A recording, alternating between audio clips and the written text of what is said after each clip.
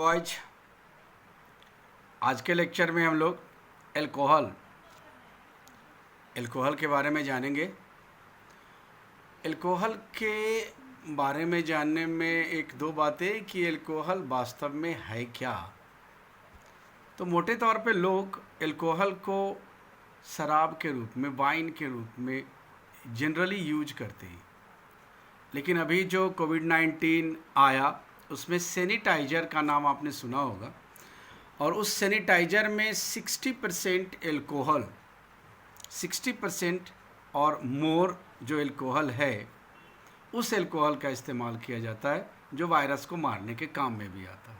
वैसे भी एल्कोहल के ढेर सारे यूज हैं, बाद में हम लोग पढ़ेंगे इसके ढेर सारे यूज, लेकिन अभी देखते हैं कि एल्कोहल वास्तव में एल्कोहल कहते किसको हैं। In language of a chemistry कहता है जब एक या एक से ज़्यादा हाइड्रोजन एटम को OH द्वारा, OH जो इसका फंक्शनल ग्रुप है, OH के द्वारा रिप्लेस कर दिया जाता है तो उसको कहते हैं एल्कोहल। जब हाइड्रोकार्बन के एक से ज़्यादा हाइड्रोजन को OH के द्वारा रिप्लेस कर दिया जाता है उसको एल्कोहल कहते हैं।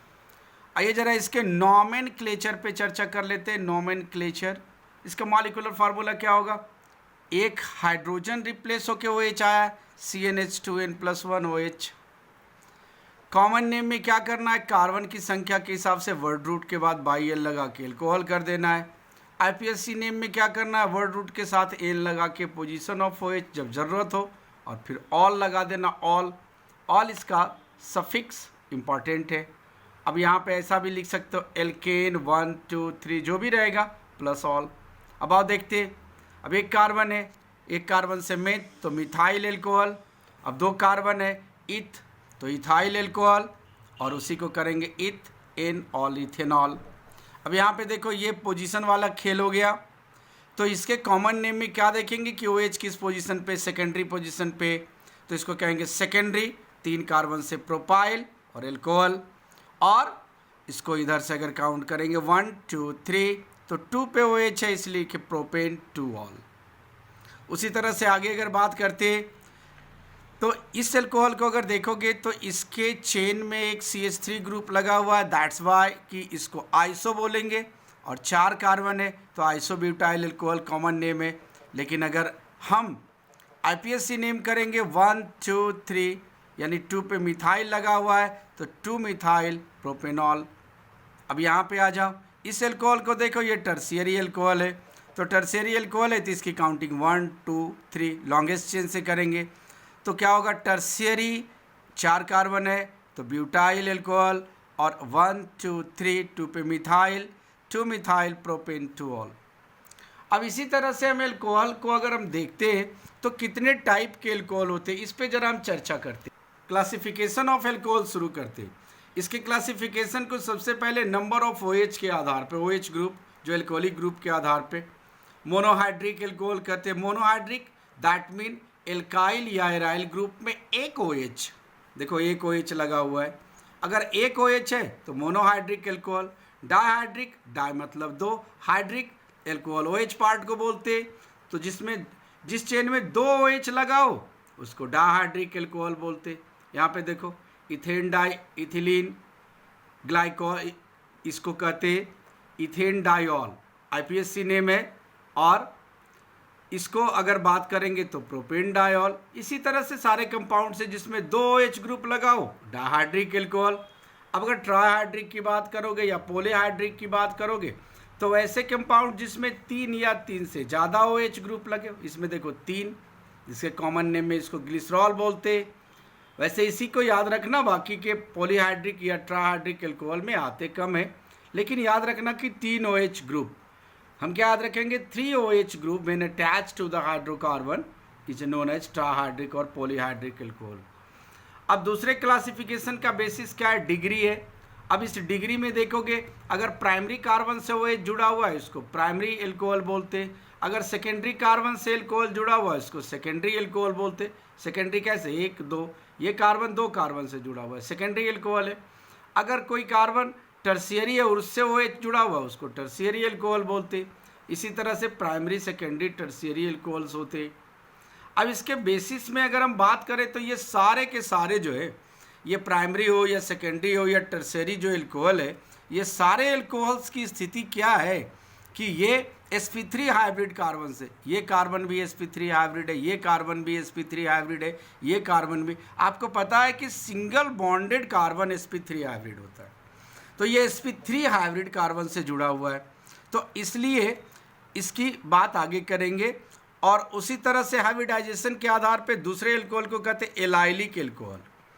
एलाइलिक एल्कोहल कैसे एल्कोहल को कहते, कहता है कि वैसा एल्कोहल जिसमें OH ग्रुप जिस कार्बन से अटैच हो वो sp3 हो, परंतु OH ग्रुप जो है वो लगा हुआ जो कार्बन है, OH ग्रुप जिस कार्बन से जुड़ा हुआ वो कार्बन डबल बॉन्डेड कार्बन से यानी sp2 हाइब्रिड कार्बन से जब जुड़ा होता है, इसको एलाइलिक बोलते हैं। अब ये देखो, ये कार्बन sp3 हाइब्रिड है, जबकि इससे सटा हुआ जो कार्बन है वो sp2 हाइब्रिड है, तो ऐसे एल्कोहल को हम एलाइलिक एल्कोहल बोलते हैं।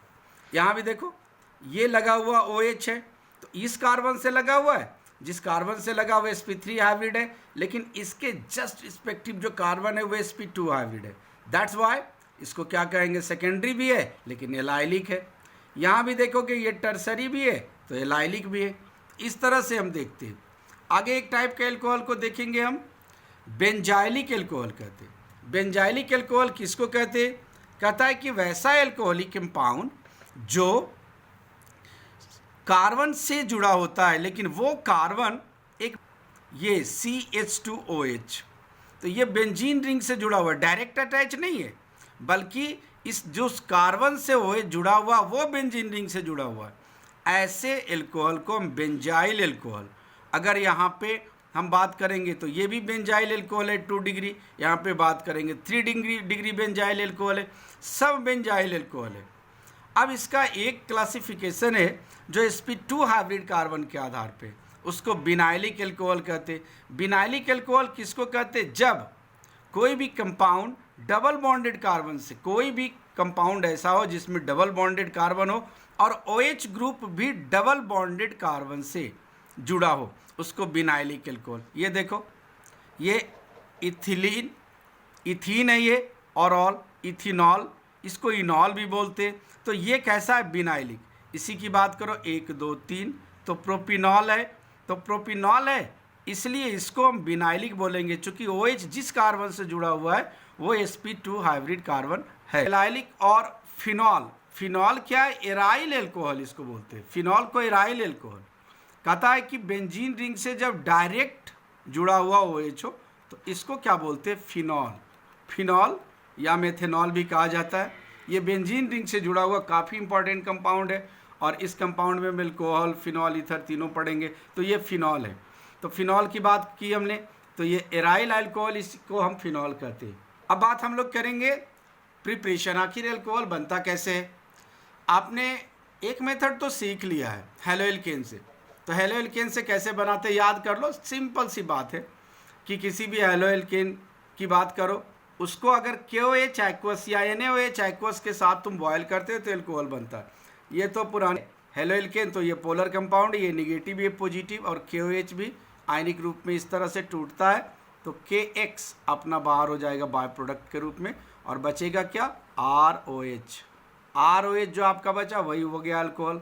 एग्जाम्पल के तौर पे इथाइल ब्रोमाइड को यदि KOH एक्वस के साथ, ध्यान रखना एक्वस एल्कोहलिक नहीं होना चाहिए, एक्वस के साथ बॉयल करोगे तो क्या बनेगा, ये KBr बाहर हो जाएगा, और क्या हमको दे देगा, इथाइल एल्कोहल KBr। उसी तरह मॉइस्ट Ag2O के साथ, मॉइस्ट Ag2O सिल्वर ऑक्साइड जो मॉइस्ट होता है उसके साथ यदि आप हेलोएल्केन की अभिक्रिया कराओगे तब भी आपको एल्कोहल मिलेगा। अब देखो, मॉइस्ट अगर Ag2O है यानी वाटर ड्रॉपलेट्स के साथ Ag2O सिल्वर ऑक्साइड है, और इसकी अभिक्रिया जब होती है तो ये सिल्वर हाइड्रोक्साइड बनाता है। कुल मिला के यही है। तो इस रिएक्शन को इस तरह से हम देख सकते हैं, मान लो ये इथाइल ब्रोमाइड है और सिल्वर हाइड्रोक्साइड के साथ हम कर रहे हैं, या इसी को कह सकते हैं मॉइस्ट Ag2O के साथ करेंगे, तो ये क्या करेगा, AgBr बाहर हो गया, और उसके बाद ये आपको मेन प्रोडक्ट के रूप में क्या देगा, इथाइल एल्कोहल।